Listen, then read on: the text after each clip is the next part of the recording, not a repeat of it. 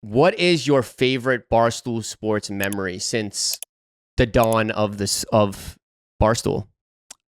It's going to probably be a selfish answer, but June 15th, 2011. I mean, Ryan McGonigal, Barstool Sports. Yeah. And Dave, when he gives you credit, you feel good because he doesn't dole it out all that often. It's like, if Dave doesn't call him, he should call you. He's usually doing a good job. So he wrote that blog and he had the audio from Sports Center. And I was like, holy shit, man, he's got me front and center. And I didn't know it was blowing up back home. And then it did. But all the whole night, though, in the Stanley Cup party with your favorite team after they won the cup, just fucking the whole afterglow of that. That's definitely number one.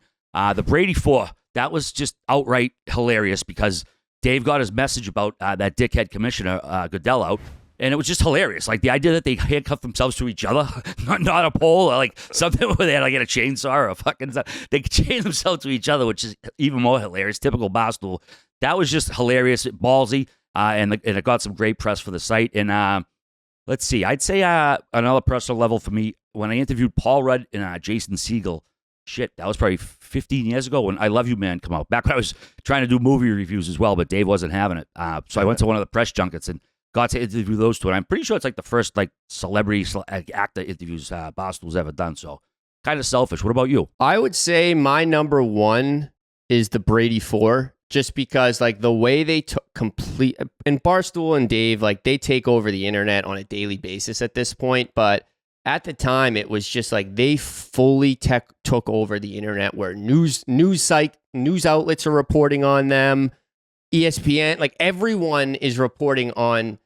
And when you think about it, it's so fucking ridiculous that they chained themselves to the lobby of the NFL headquarters. It was like they were doing what every Patriots fan like wanted to do, and they actually did it. So it was so cool. And that was one of the things that was like, I want to work at this company. Like that was one of the moments where you're like, wait, like people are getting paid to do this. They just got paid to go like drive down to New York and get arrested.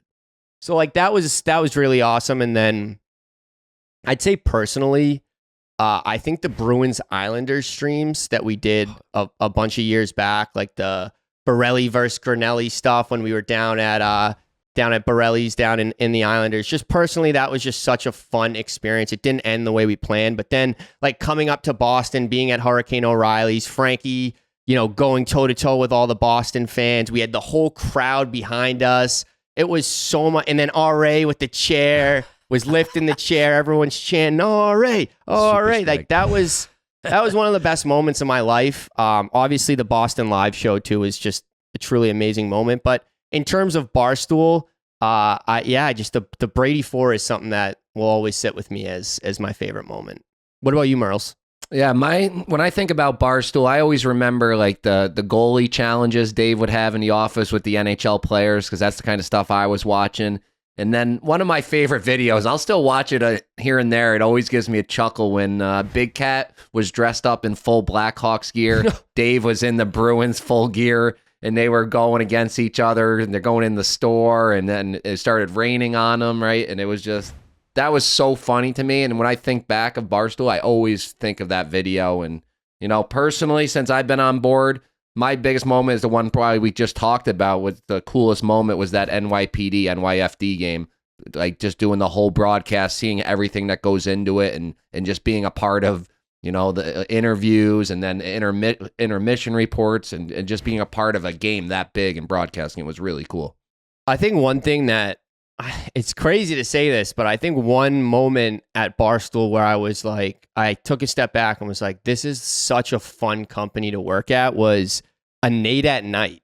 Nate at Night hosted OAR in HQ2, where OAR came into the office and they played a concert. They just like played a concert for the whole Barstool staff. Nate was up there playing the tambourine, but I remember just standing there because I love OAR. Marco Robert is unbelievable, but I just remember sitting there being like, this is so cool. Like, it's so cool that we work at a company where like they just bring in OAR on a Wednesday to play like at 4:00 in the office. And there were so many memories from HQ2 that just will carry on forever. And I love that place. But yeah, what a run this has been, huh? Oh, unreal. I can't believe, 20 years. I think my first blog was 06, 07 season, if I'm not mistaken. Unfortunately, the DevNest killed all our old blogs, so we can't find out. But to think it's been 17 years I've been, with Dave and Barstool, it's fucking incredible how much it's flown by. But hopefully at least 17 more.